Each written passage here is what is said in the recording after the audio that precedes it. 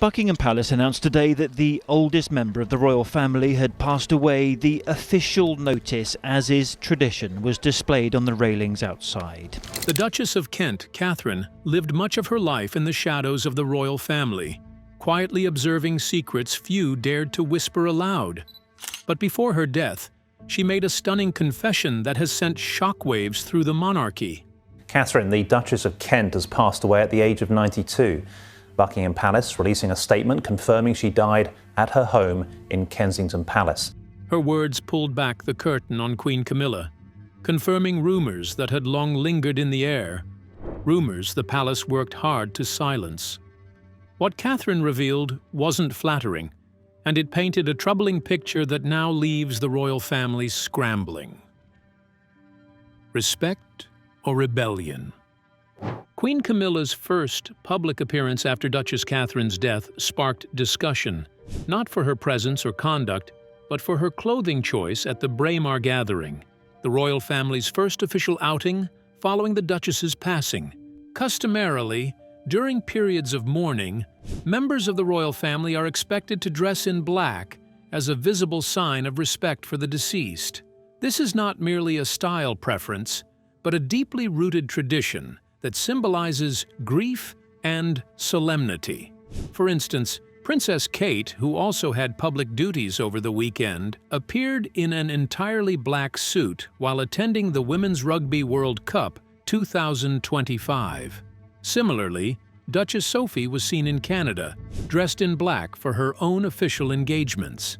Even King Charles, despite the informality of the Highland Games, observed the tradition by wearing an all-black ensemble paired with a tartan kilt, showing that he, too, understood the importance of outwardly honoring the loss.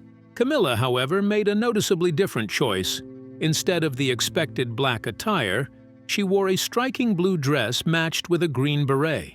Her outfit immediately set her apart, especially since the event was taking place during a period of mourning for a senior royal.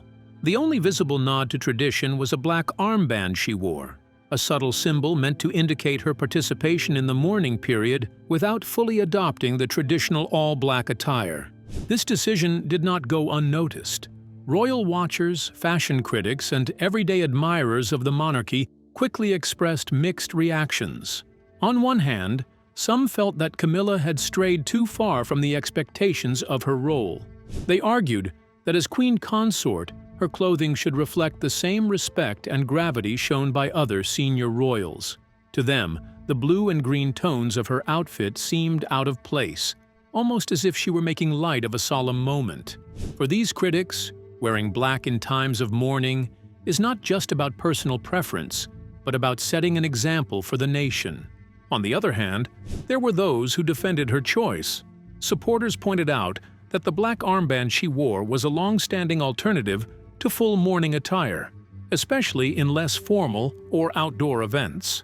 They argued that her outfit still carried dignity, while the armband offered a quiet, tasteful reminder of the occasion. Some even suggested that Camilla's choice reflected a more modern approach to royal traditions, acknowledging mourning without being bound entirely by rigid dress codes. In their eyes, she managed to balance the need for respect with her own sense of individuality. The contrasting views highlight a larger conversation about the monarchy itself, how much it should remain tied to tradition, and how much it should adapt to the modern age. Queen Camilla's outfit, though seemingly a small detail, became symbolic of this broader debate. Should royals always follow protocol to the letter, or is there room for subtle reinterpretations that still honor the spirit of tradition? What is clear is that the Queen's choice did what royal fashion so often does. It sparked discussion. Whether praised for being refreshingly different or criticized for breaking with long-standing customs, her outfit ensured that her appearance at the Highland Games was remembered for more than just the event itself. Once again, the clothing of a royal figure proved that fashion is never simply about fabric or color. It is about symbolism, expectation, and the messages those choices send to the world. Could Camilla's choice of outfit be a protest against Katharine for confirming the rumors surrounding her? Although the details of Katharine's confirmations remain unclear, let's find out what has been on the lips of many royal lovers. Camilla's rumored influence on William and Kate's breakup. The romance of Prince William and Catherine Middleton, now the Prince and Princess of Wales, has long been seen as a fairy tale. But in 2007, it faced a shocking twist when the couple suddenly split after years of dating. Public expectations had been high, with rumors of an engagement circulating, making the breakup even more surprising. Adding intrigue, royal author Christopher Anderson claimed that Queen Camilla played a subtle role in the separation.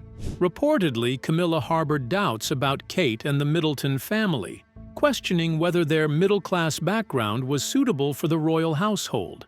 Having faced her own struggles for acceptance, Camilla, rooted in aristocratic traditions, allegedly viewed the Middletons as unworthy of marrying into the monarchy. This quiet disapproval, Anderson suggested, may have influenced William during that turbulent period. Though the couple reunited and later married, the episode remains a fascinating chapter in their love story. Camilla, as the story goes, leaned on her husband, Prince Charles, whispering in his ear that William needed to be pressed into making a choice. The advice was clear: either commit fully to Kate or end the relationship before it went any further. Charles, long accustomed to Camilla's influence and still navigating his own complicated image with the public, was said to have listened. Whether or not he repeated those words directly to William, the suggestion alone painted Camilla as a behind-the-scenes operator, shaping the destiny of the young prince's relationship. What made this rumor even more compelling was the eerie similarity to Camilla's own romantic past. Years earlier, she had been with Andrew Parker Bowles in a relationship that seemed to drag without resolution. Only when their family stepped in, applying subtle but firm pressure, did Andrew finally propose. For observers, it seemed entirely plausible that Camilla was projecting her past experience onto William, believing that he too needed a decisive push rather than a slow drift toward commitment. Still, it is important to note that William and Kate were already navigating difficulties of their own. Both were in their 20s, under immense pressure, and still figuring out what they wanted from life. The strain of media attention on Kate, the weight of royal expectation on William, and the natural doubts of youth all played their part. Yet the idea that Camilla amplified these tensions, nudging Charles to raise the issue, makes her presence in the story unavoidable. Author Katie Nicholl later revealed that William sought guidance from his father and grandmother, Queen Elizabeth II, as doubts began to gnaw at him. Both advised caution, urging him not to rush into marriage. But Camilla's voice, if Anderson's account is to be believed, carried a different tone, one of impatience, of wanting William to make a clear decision. The contrast between Elizabeth's measured advice and Camilla's alleged whispering highlights how varied influences were pulling at William during that pivotal moment. For Kate, the breakup could have been devastating, yet she remained composed, never lashing out publicly nor appearing desperate. This restraint, ironically, strengthened her image. William, meanwhile, came to recognize what he would lose without her. When the couple reunited later that year, their bond was stronger, forged by distance and tested by outside interference. Looking back, the role of Camilla in the 2007 split remains one of the most tantalizing subplots in royal history.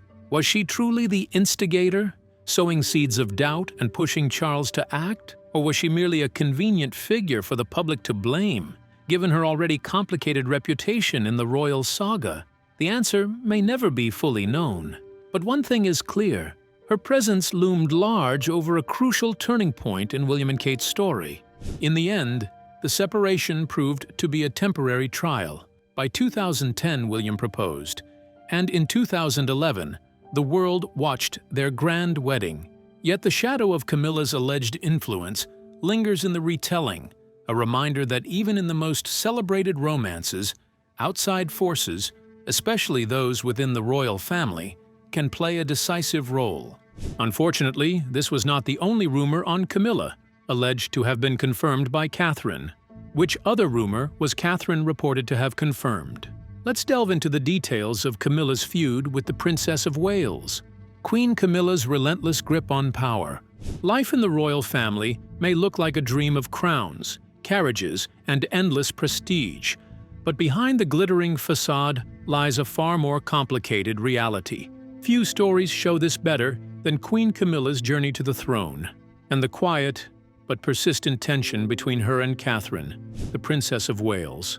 For decades, Camilla has been painted as both survivor and strategist. From enduring public scorn during the Diana years to finally being crowned alongside King Charles, she has fought long and hard for her place.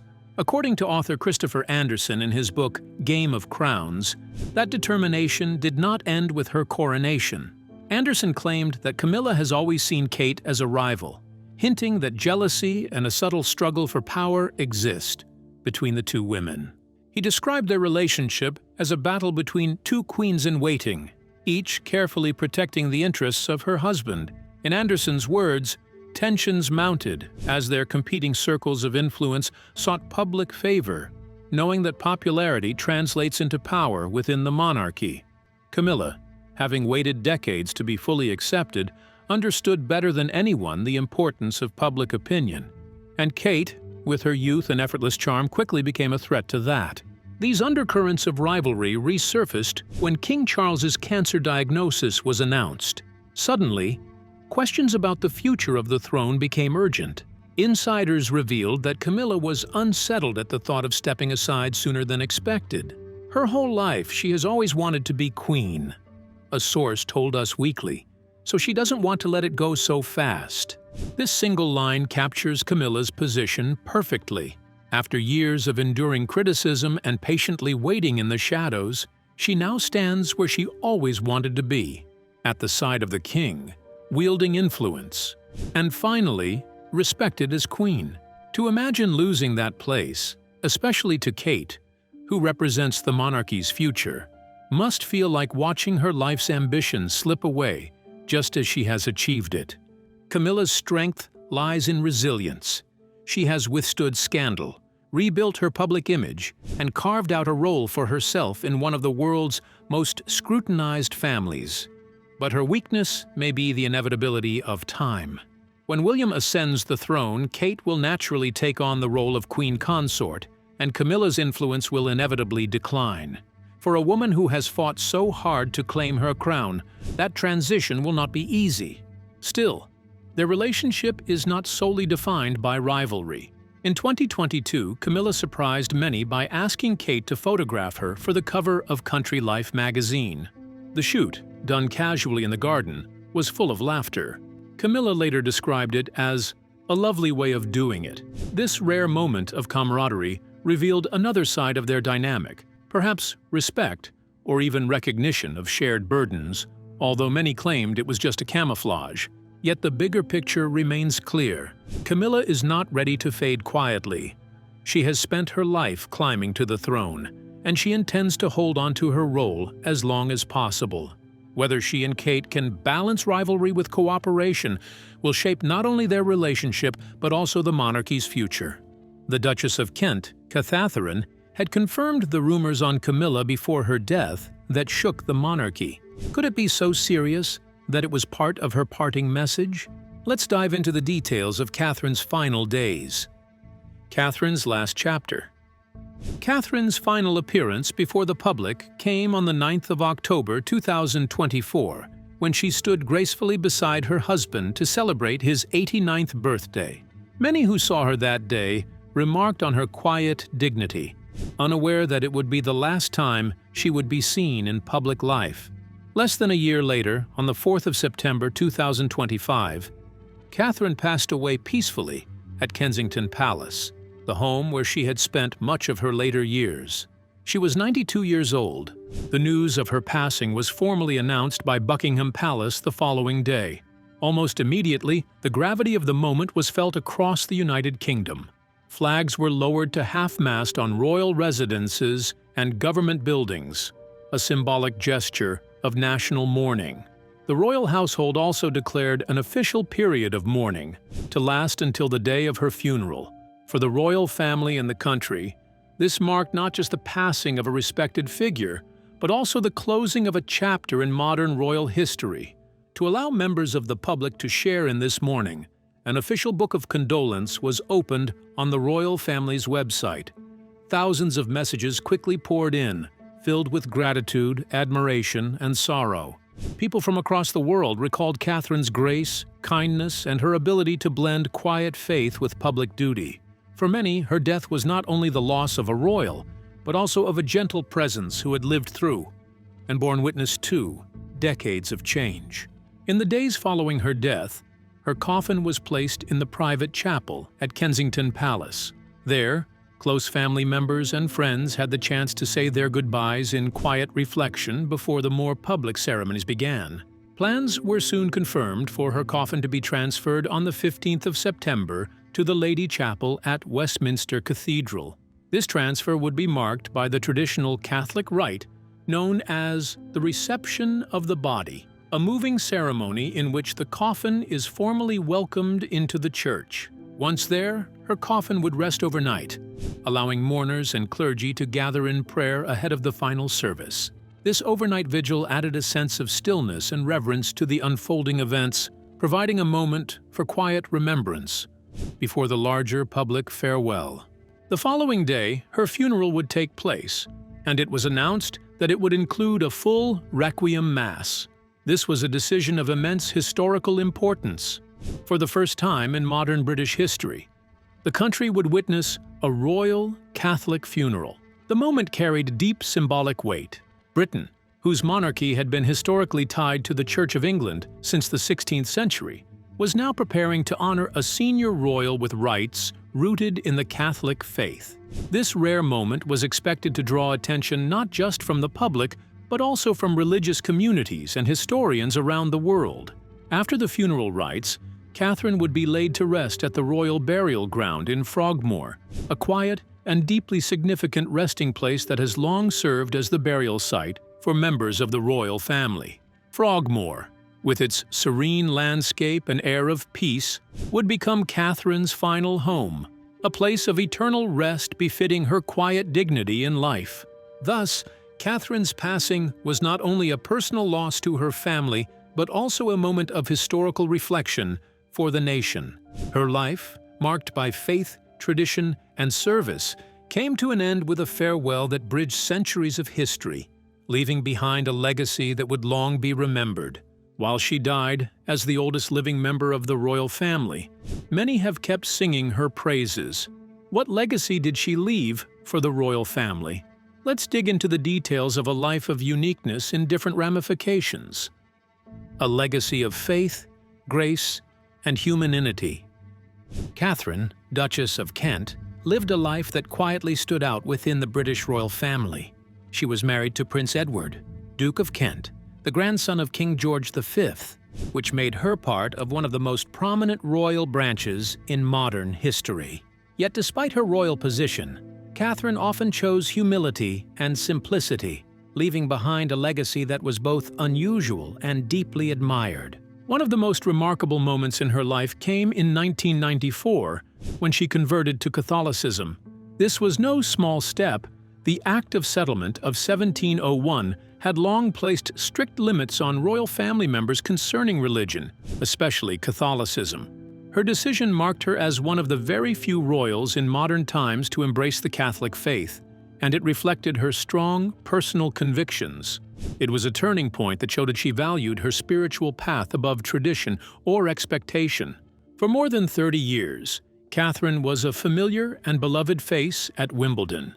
Each summer, millions of tennis fans around the world watched her present the ladies' singles trophy. But what made her presence memorable was not just the formality of the role, it was her warmth, kindness, and natural compassion. Many players remembered her not just as a duchess, but as someone who cared deeply, smiled sincerely, and treated them with humanity. Music was another constant thread running through her life. Catharine's passion for it was not simply that of a supporter from the sidelines. She sang in choirs and worked closely with several music organizations, holding honorary positions that connected her directly with musicians and students. Unlike most royals, who often stayed behind titles, She stepped into ordinary classrooms in Kingston upon Hull, where she taught music at a primary school. To the children, she was not Her Royal Highness, but just Mrs. Kent. She blended in with teachers and pupils, showing that her love for music was genuine and her desire to nurture talent was real. In 2004, she took this devotion even further by co-founding Future Talent, a charity designed to give opportunities to musically gifted children from less privileged backgrounds. The charity embodied her belief that talent should never be wasted because of circumstance. Through it, countless children were able to pursue dreams that otherwise might have remained impossible. Following the death of Queen Elizabeth II in 2022, Catherine held the distinction of being the oldest living member of the royal family. It was a quiet but symbolic role, one that underlined her long journey within the monarchy. That journey came to an end on the 4th of September, 2025, just days before what would have been her 92nd birthday. Beyond music and faith, Catherine also gave her support to causes that touched lives directly. She was a patron of the Royal Ulster Constabulary Benevolent Fund, which aided police officers and their families in Northern Ireland, a role that reflected her compassion and sense of duty. Catherine, Duchess of Kent, may not have lived her life in the spotlight like some royals, but her warmth, humility, and devotion left a mark on both the monarchy and ordinary people.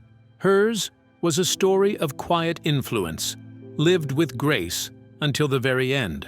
So, what do you think about Katharine's humble life?